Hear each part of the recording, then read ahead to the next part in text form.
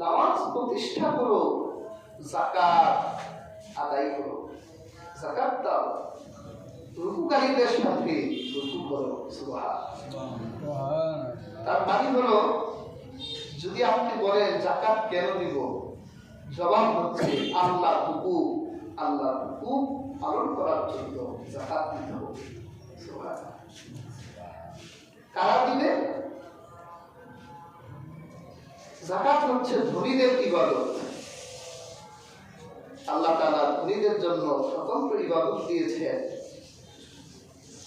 ইসলামের 5টি স্তম্ভের ভিতর যাকাত হচ্ছে একটা স্তম্ভ, আল্লাহ ধনীদের জন্য রেখেছেন। সুবহানাল্লাহ।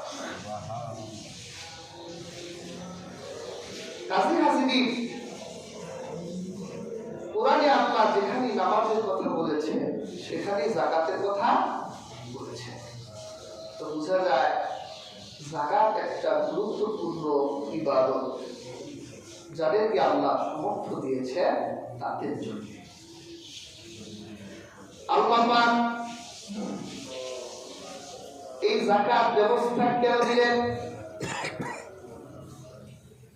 এই পৃথিবীর মানুষগুলো সবার অবস্থা একরকম নয়, সবার অবস্থান একরকম নয়।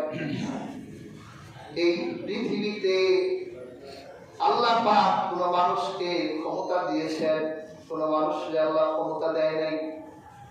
ঠিক আছে?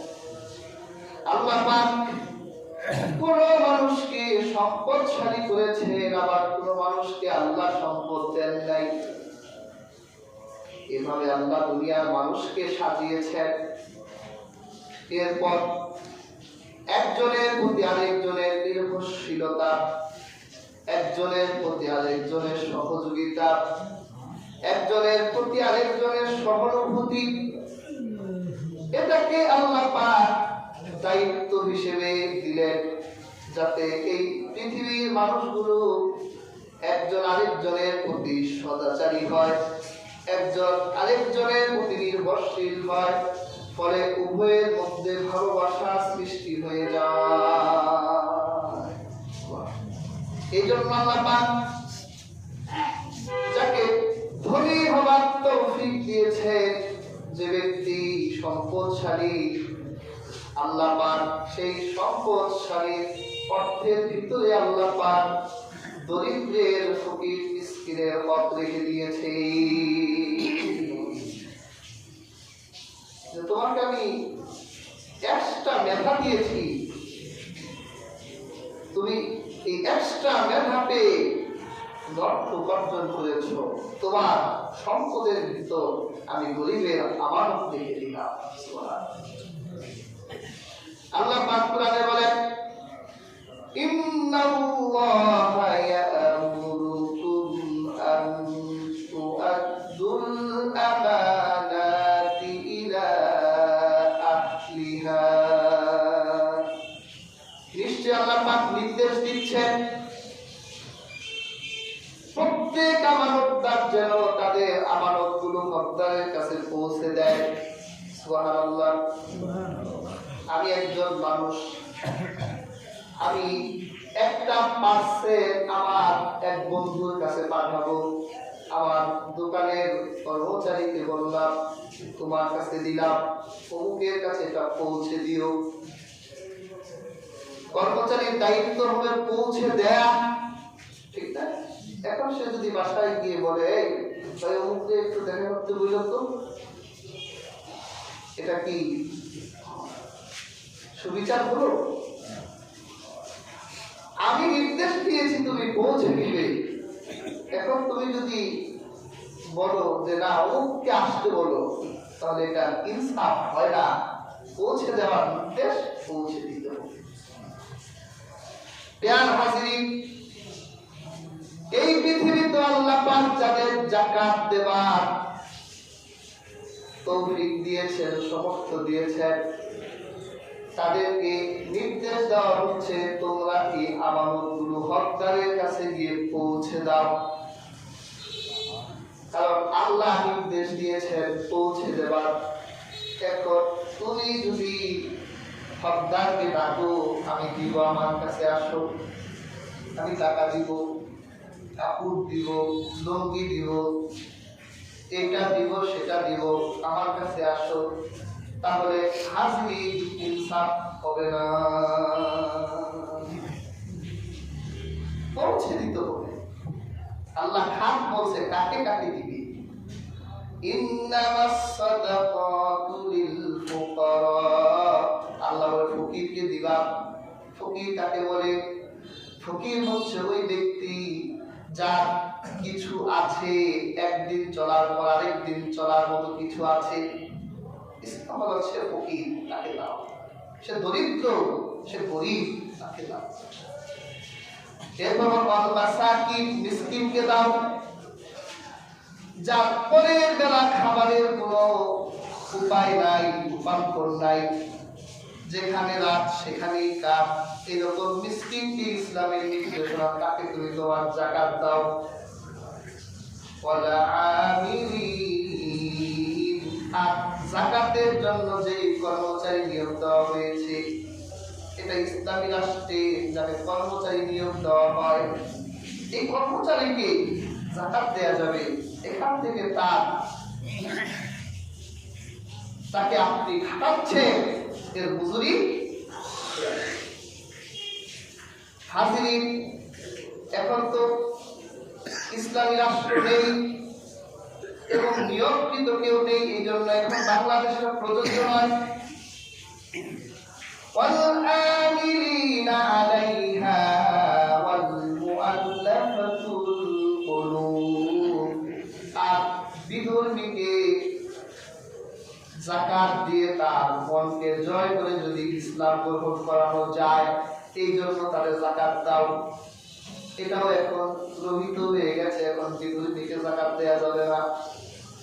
যদি কোনো বিধর্মী আসে, আপনি আপনার নিজের থেকে তাকে দান করতে পারেন, কিন্তু তাকে যাকাত দেয়া যাবে। এখন অনেক মুসলিম আছে, তাদেরকে আমাদের ঠিক করতে হবে।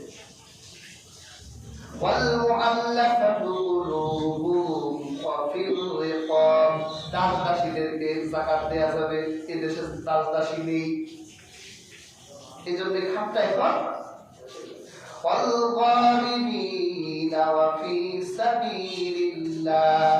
আর ঋণগ্রস্ত ব্যক্তিকে যাকাত দেয়া যাবে। আর আল্লাহ রাস্তার পথে মুসাফির, যিনি সফরে বের হয়েছিল, ছিনতাইয়ের কবলে পড়েছে, অথবা তার সম্পদ শেষ হয়ে গেছে, এইরকম মুসাফিরকে যাকাত দেয়া যাবে।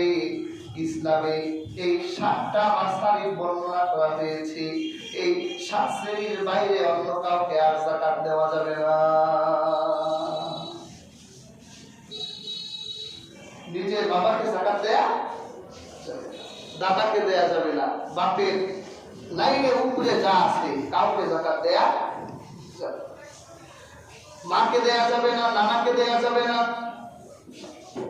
নিজের সন্তানকে যাকাত দেয়া যাবে না, নাতিকে দেয়া যাবে না। আল্লাহ পাক কোরআনে যে 7টা মাসাইল বর্ণনা করেছেন, আপনার যাকাত দিতে হলে এই 7-এর ভিতরেই থাকতে হবে, বাইরে যাওয়া যাবে না। হাজিরিন, নিজের আপন ভাইকে যাকাত দেয়া, যদি সে অসচ্ছল হয়, গরিব হয়, নিজের ভাইকে দেয়া যাবে, বোনকে দেওয়া যাবে, বোনের জামাইকে দেওয়া যাবে। তারা যদি দরিদ্র হয়, গরিব হয়, ঋণগ্রস্ত হয়, অবশ্যই তাদেরকে যাকাত দেয়া যাবে। তবে তাদের যাকাত দিতে হবে, তাদেরকে ডাকে ডেকে অসম্মানিত করা যাবে। হাজিরিন, আমার আল্লাহ পাক নির্দেশ দিয়েছেন যাকাত দেওয়ার। যদি কোনো ব্যক্তি আল্লাহর এই হুকুমকে লঙ্ঘন করে যাকাত না দেয়, আল্লাহ পাক বলেন, ওয়াল্লাযীনা ইয়াকনিজুনা আয-যাহাব ওয়াল-ফিদ্দাতা ওয়া লা ইউনফিকুনাহা ফী সাবিলিল্লাহ, যদি সোনার উপর জমা করে রাখে আর সে আল্লাহর রাস্তায় যাকাত দেয় না, আল্লাহ পাক বলেন, ফাবাশশিরহুম বিআযাবিন আলীম, তাদেরকে আপনি যন্ত্রণাদায়ক শাস্তির সুসংবাদ দেন। আল্লাহ পাক পরে আয়াতে বলে যাকাত যে দেয় না তাকে কি শাস্তি দেওয়া হবে। আল্লাহ পাক বলে লোহাকে গরম করা হবে, এরপর সেই লোহা গরম লোহার তাদের পাজরে সেক দেওয়া হবে, পিঠে সেক দেওয়া হবে, কপালে সেক দেওয়া হবে। আল্লাহ পাক বলে এইভাবে যাকাত অনাদায়কারীকে শাস্তি দেওয়া হবে।